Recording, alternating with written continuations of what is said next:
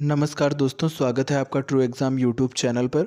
दोस्तों, सीटेट 2020 की एकदम बेहतरीन तैयारी हम शुरू करने वाले हैं बाल विकास एवं शिक्षण शास्त्र से। दोस्तों, इसमें 30 नंबर का जो भी आएगा वो आप आसानी से तैयार कर पाएंगे इस सीरीज़ को फॉलो करके, जो कि आज से हम शुरू करने वाले हैं। आज से हम बाल विकास एवं शिक्षण शास्त्र की सीरीज़ शुरू करेंगे। इसके जितने भी वीडियोज़ आते हैं, अगर आप अच्छे से देख लेते हैं, उसके एक एक क्वेश्चन को अच्छे से समझ लेते हैं, तो उसके बाद आपको बाहर से किसी बुक से या फिर किसी दूसरी जगह से पढ़ने की ज़रूरत नहीं पड़ेगी। निश्चित ही आपके सीटेट में CDP सेक्शन में 30 में से 28-29 नंबर आसानी से आ जाएंगे। दोस्तों, आप पूरे वीडियोस देखते रहिएगा। इसके बाद के जो भी आएंगे, आज से हमने ये शुरू किया है।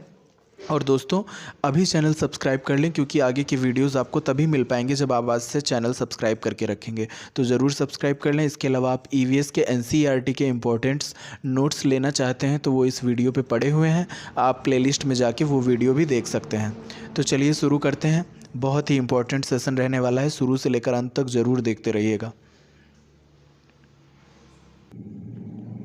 दोस्तों, यहाँ पे पहला प्रश्न है, पियाजे के अनुसार निम्नलिखित में से कौन सी अवस्था है जिसमें बच्चा अमूर्त संकल्पनाओं के विषय में तार्किक चिंतन करना प्रारंभ कर देता है।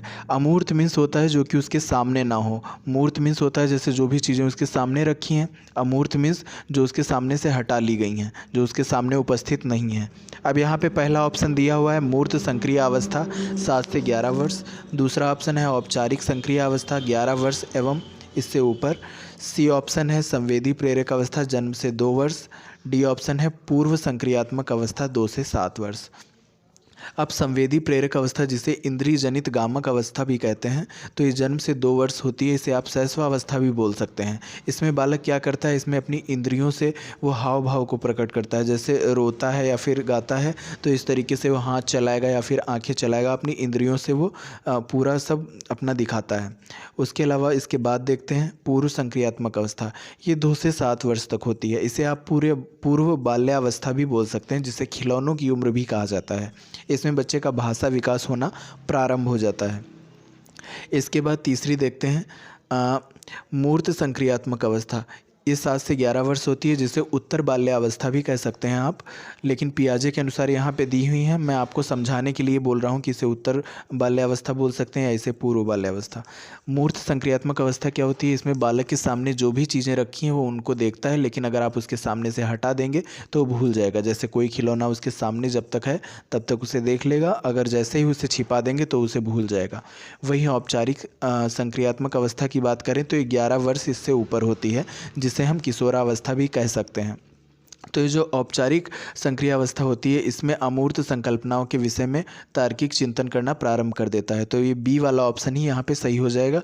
इसमें क्या होता है, उसके सामने जो भी चीज़ें रखी हैं तो उनको आप हटा लेंगे तो भी उसका मतलब उसके दिमाग में फिगर रहता है, वो उसको ढूंढने की कोशिश करता है, उसे याद रहती है वो चीज़। तो ये था पहला क्वेश्चन। अब दूसरा देख लेते हैं।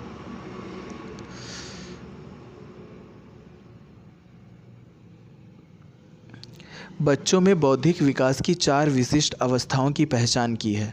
अभी हमने डिस्कस किया था बच्चों में जो बौद्धिक विकास, बौद्धिक यानी कहेंगे संज्ञानात्मक, इसकी जगह संज्ञानात्मक भी लिखा हो सकता है। दोस्तों, ये संज्ञान वर्ड याद रखिए, ये जब भी आएगा तो ये आपके माइंड से रिलेटेड है, आपके दिमाग से रिलेटेड है। तो संज्ञानात्मक जो होता है उसे ही बौद्धिक विकास कह सकते हैं। तो जो संज्ञानात्मक थी उसकी 4 विशिष्ट अवस्थाएँ जो कि अभी हमने ऊपर देखी थी, तो वो किसने दी हैं, वो पियाजे ने दी हैं। तो यहाँ पर डी वाला ऑप्शन सही हो जाएगा। पियाजे ने संज्ञानात्मक विकास का सिद्धांत दिया था, तो वही जो था बौद्धिक विकास की 4 अवस्थाएं दी। क्वेश्चन नंबर 3 है यहाँ पे, विकास कभी न समाप्त होने वाली प्रक्रिया है, यह विचार किससे संबंधित है।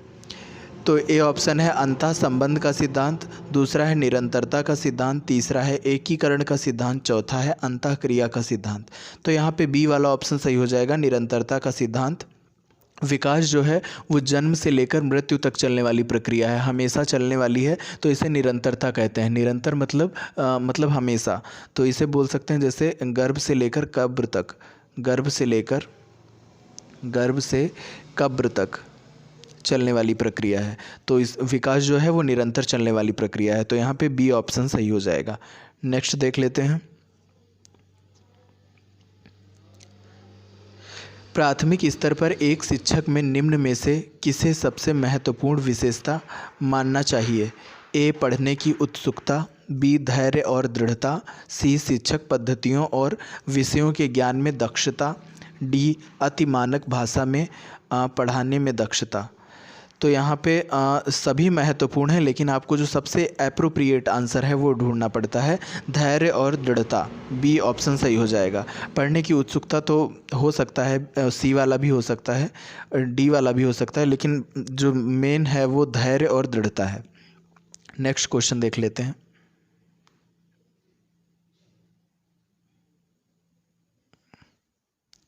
निम्न में से कौन सा शिक्षार्थियों में सृजनात्मकता का पोषण करता है? सृजनात्मकता मतलब क्रिएटिविटी होता है। जैसे कुछ बच्चे सृजनात्मक होते हैं, आपने देखा होगा वो टूटी फूटी चीज़ों से भी अच्छी चीज़ें बना लेते हैं, या फिर आपने खुद आर्ट और क्राफ्ट में किया होगा, बनाई होगी बहुत सी चीज़ें वेस्ट मटेरियल, उन सब से उसी को सृजनात्मकता बोलते हैं। जैसे कि मतलब कुछ भी क्रिएटिव करना वही चीज़ है। तो कौन सा शिक्षार्थियों में सृजनात्मकता का पोषण करता है? यहाँ पे ए ऑप्शन दिया है अच्छी शिक्षा के व्यावहारिक मूल्यों के लिए विद्यार्थी का शिक्षण, बी ऑप्शन है प्रत्येक शिक्षार्थी के अर्जित प्रतिभाओं का पोषण करना एवं प्रश्न करने के अवसर उपलब्ध कराना, सी ऑप्शन है विद्यालयी जीवन के प्रारंभ में उपलब्धि के लक्ष्यों पर बल देना, डी ऑप्शन है परीक्षा में अच्छे अंकों के लिए विद्यार्थियों की कोचिंग करना। तो डी वाला गलत हो जाएगा पूरी तरह से, क्योंकि कोचिंग कराना और इस टाइप के जो भी आते हैं वो गलत हो जाते हैं। मैंने एक पेडागॉगी पे वीडियो बनाया है, उस एक वीडियो को देखकर आप पूरी तरीके से पेडागॉगी की समझ विकसित कर सकते हैं। वो आप देख सकते हैं, आपको इस चैनल पर मिल जाएगा। उसमें मैंने टैग वर्ड्स भी बताए थे कि कौन से पॉजिटिव टैग वर्ड्स होते हैं जिनसे आंसर सही हो सकता है। तो यहाँ पर बी वाला ऑप्शन सही हो जाएगा। यहाँ पर अवसर उपलब्ध कराना दिया हुआ है, तो ये बिना देखे ही आप लगा सकते हैं। मैंने उसमें यही बताया था कि जैसे आपके ऑप्शंस दिए हों, समझ में ना आ रहा हो कौन सा सही होगा, तो अवसर देना और ये सब चीज़ें जो दी होती हैं पॉजिटिव, तो उन पे टिक कर देते हैं। हमको ज़्यादा से ज़्यादा अवसर देना है बालकों को, तो इस टाइप से हम कैसे मतलब राइट आंसर ढूंढेंगे। तो वो पेडागॉगी का जो वीडियो है वो आपको ज़रूर देखना चाहिए। आप चैनल पर जाके देख सकते हैं, उसमें आपकी समझ बहुत ज़्यादा विकसित हो जाएगी।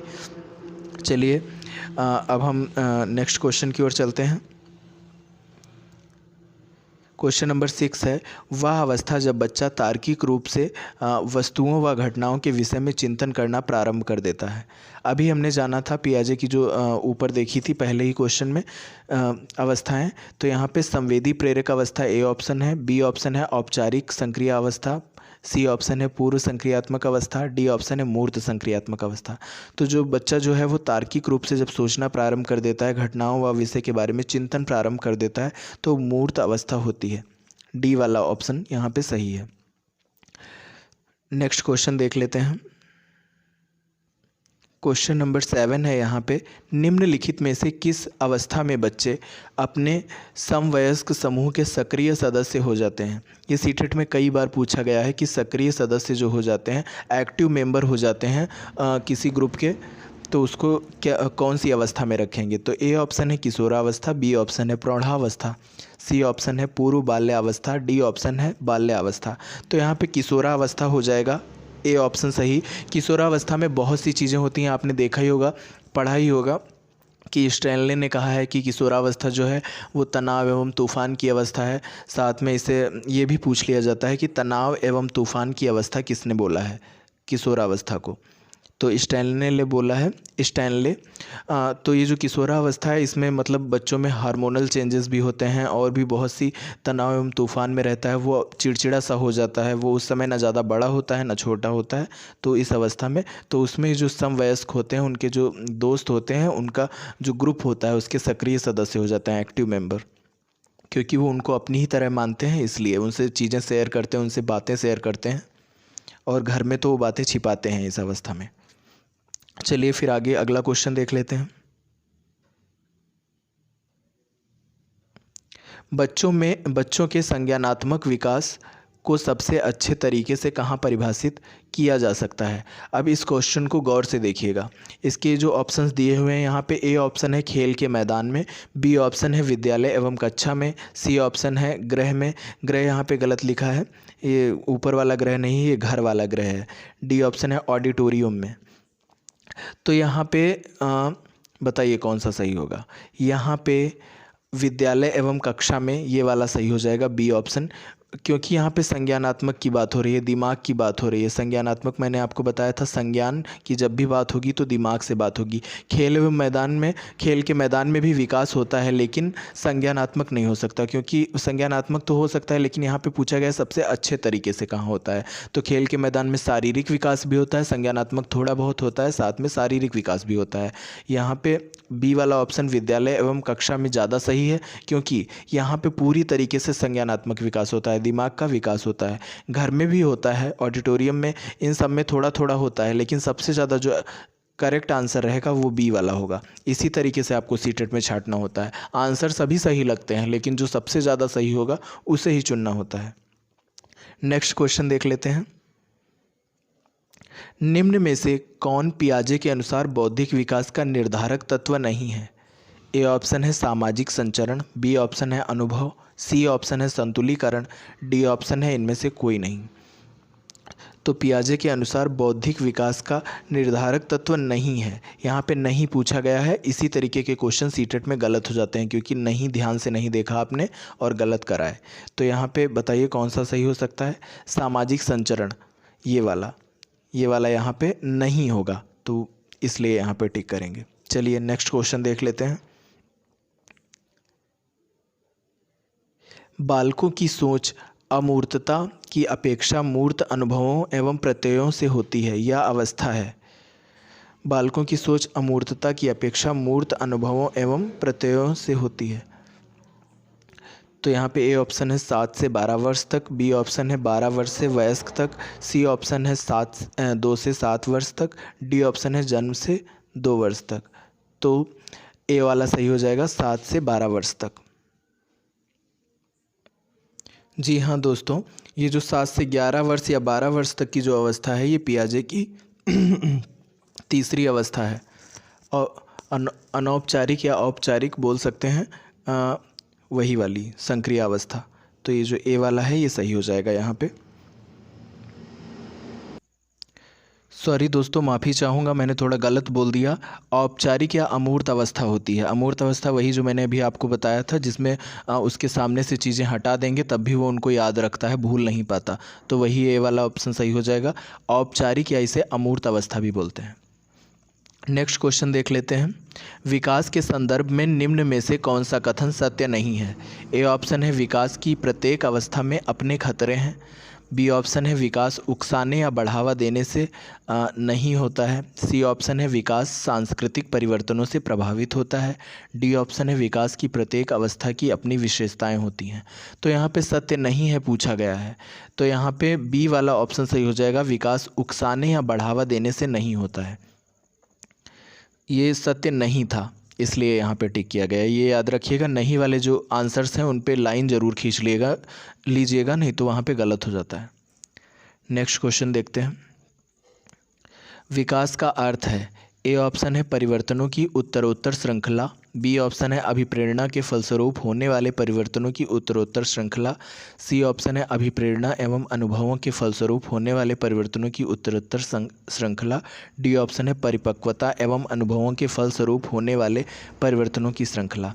तो यहाँ पे जो ऊपर के 3 ऑप्शंस हैं, परिवर्तनों की श्रृंखला, अभिप्रेरणा के फलस्वरूप, ये सब अभिप्रेरणा के अनुभवों की, ये सब तो हैं ही। साथ में यहाँ पे डी वाला ज़्यादा सही हो जाएगा, क्योंकि जब परिपक्व हो जाते हैं तो उसे विकास में ज़्यादा रख सकते हैं। जैसे जो मैच्योर हो गया है, उसके बाद जो अनुभव मिले हैं, तो जो परिवर्तन हुआ है उसे विकास बोल सकते हैं। नेक्स्ट क्वेश्चन देखते हैं, बहुत ही इंपॉर्टेंट है, ये बहुत पूछा जाता है। खिलौनों की आयु कहा जाता है, और ये क्वेश्चन ज़्यादातर लोग गलत करते हैं शैशवावस्था को लगाकर, जो कि गलत है। शैशवावस्था नहीं हो सकता, यहाँ पे पूर्व बाल्यावस्था सही आंसर होगा। तो यहाँ पे जो खिलौनों की आयु है, टॉय एज जिसे बोलते हैं, तो टॉय एज पूर्व बाल्यावस्था को कहते हैं। नेक्स्ट क्वेश्चन देख लेते हैं। उत्तर बाल्यावस्था में बालक भौतिक वस्तुओं के किस आवश्यक तत्व में परिवर्तन समझने लगते हैं? ए ऑप्शन है द्रव्यमान, बी ऑप्शन है द्रव्यमान और संख्या, सी ऑप्शन है संख्या, डी ऑप्शन है द्रव्यमान, संख्या और क्षेत्र। तो यहाँ पे पूछा गया है उत्तर बाल्यावस्था में बालक भौतिक वस्तुओं में किस आवश्यक तत्व में परिवर्तन समझने लगते हैं। तो जब उत्तर बाल्यावस्था में पहुंच जाते हैं बालक, तो वो उत्तर बाल्यावस्था में होते हैं, तो वो वस्तुओं को मतलब द्रव्यमान, संख्या, इन सब के हिसाब से तौलने लगते हैं। वो सोचते हैं कि ये चीज़ भारी है, ये चीज़ हल्की है, ये कितना स्थान घेर रही है, ये लंबी है या छोटी है। तो इस टाइप की चीज़ें वो सोच सकते हैं। तो डी वाला ऑप्शन यहाँ पे सही हो जाएगा। नेक्स्ट क्वेश्चन देखते हैं। व्यक्तित्व स्थायी समायोजन है। ए ऑप्शन है पर्यावरण के साथ, बी ऑप्शन है जीवन के साथ, सी ऑप्शन है प्रकृति के साथ, डी ऑप्शन है ये सभी। तो यहाँ पे व्यक्तित्व जो है उसमें सभी का समायोजन होता है, पर्यावरण का भी, जीवन का भी, प्रकृति का भी। तो डी वाला ऑप्शन सही हो जाएगा। नेक्स्ट क्वेश्चन की ओर चलते हैं। दूसरे वर्ष के अंत तक शिशु का शब्द भंडार हो जाता है।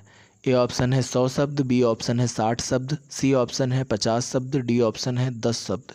तो यहाँ पे ए वाला ऑप्शन सही हो जाएगा, 100 शब्द। 100 शब्दों तक का भंडारण उसमें हो जाता है। वो दूसरे वर्ष तक पहुँचते पहुँचते लगभग 100 वर्ष तक 100 शब्दों को याद कर लेता है अपने अंदर, मतलब उनको किसी न किसी तरीके से बोलता रहता है। शब्द भंडारण उसका 100 शब्दों का हो जाता है। दोस्तों, अगर वीडियो अच्छा लग रहा हो तो प्लीज़ लाइक कीजिएगा और इस वीडियो को अपने दोस्तों के साथ भी शेयर कर दीजिए, और चैनल अभी तक सब्सक्राइब नहीं किया है तो ज़रूर कर लीजिए। आगे हम और क्वेश्चंस देखेंगे, साथ में बने रहिए। दोस्तों, नेक्स्ट क्वेश्चन है यहाँ पे, शर्म तथा गर्व जैसी भावना का विकास किस अवस्था में होता है। ए ऑप्शन है शैशवावस्था, बी ऑप्शन है बाल्यावस्था, सी ऑप्शन है किशोरावस्था, डी ऑप्शन है वृद्धावस्था। तो यहाँ पे बी ऑप्शन सही हो जाएगा, बाल्यावस्था। बाल्यावस्था में शर्म तथा गर्व जैसी भावना का विकास हो जाता है। नेक्स्ट क्वेश्चन देखते हैं। मैकडूगल के अनुसार मूल प्रवृत्ति जिज्ञासा जो कि एक मूल प्रवृत्ति है, का कौन सा संवेग है, मतलब इसका संबंध किस संवेग के साथ में है। तो जो भय है उसके साथ, घृणा के साथ, आश्चर्य के साथ, कि भूख के साथ। तो यहाँ पे सी वाला ऑप्शन सही हो जाएगा। जिज्ञासा जो मूल प्रवृत्ति है उसका संबंध आश्चर्य संवेग से है। नेक्स्ट क्वेश्चन देखते हैं। शैशवावस्था की मुख्य विशेषता क्या नहीं है। यहाँ पे नहीं पूछा गया है। सीखने की प्रक्रिया, तीव्रता, बी ऑप्शन है जिज्ञासा की प्रवृत्ति, सी ऑप्शन है चिंतन प्रक्रिया, डी ऑप्शन अनुकरण द्वारा सीखने की प्रवृत्ति। यहाँ पे सी वाला सही हो जाएगा, यानी कि शैशवावस्था के जो बालक होते हैं उनमें चिंतन प्रक्रिया नहीं पाई जाती है। भाई, इतना छोटा सा बच्चा है तो वो कैसे चिंतन कर पाएगा। वो अनुकरण करके सीखेगा, मतलब अनुकरण करके, नकल करके सीखना।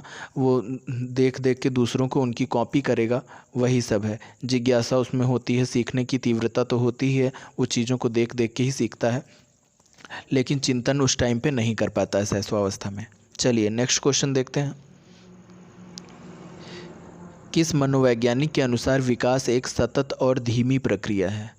ये आपसे पूछा जाता है कि सतत और धीमी मतलब निरंतर चलने वाली और धीमी प्रक्रिया है। तो ये किसने कहा। ए ऑप्शन है कोलिसनिक ने, बी ऑप्शन है पियाजे ने, सी ऑप्शन है स्किनर ने, डी ऑप्शन है हॉरलॉक ने। तो यहाँ पे सी ऑप्शन सही हो जाएगा, स्किनर ने। Next question. बाल्यावस्था होती है 5 वर्ष तक, 12 वर्ष तक, 21 वर्ष तक, कोई भी नहीं। तो यहाँ पे जो बाल्यावस्था है उसका समय पूछा गया है। यहाँ पर आपसे पूर्व बाल्यावस्था या फिर उत्तर बाल्यावस्था नहीं पूछा है, सिर्फ बाल्यावस्था पूछा है। तो दोनों को कंबाइन कर दीजिए, तो आप ये बी वाला बी वाला ऑप्शन सही हो जाएगा, 12 वर्ष तक। नेक्स्ट क्वेश्चन देख लेते हैं।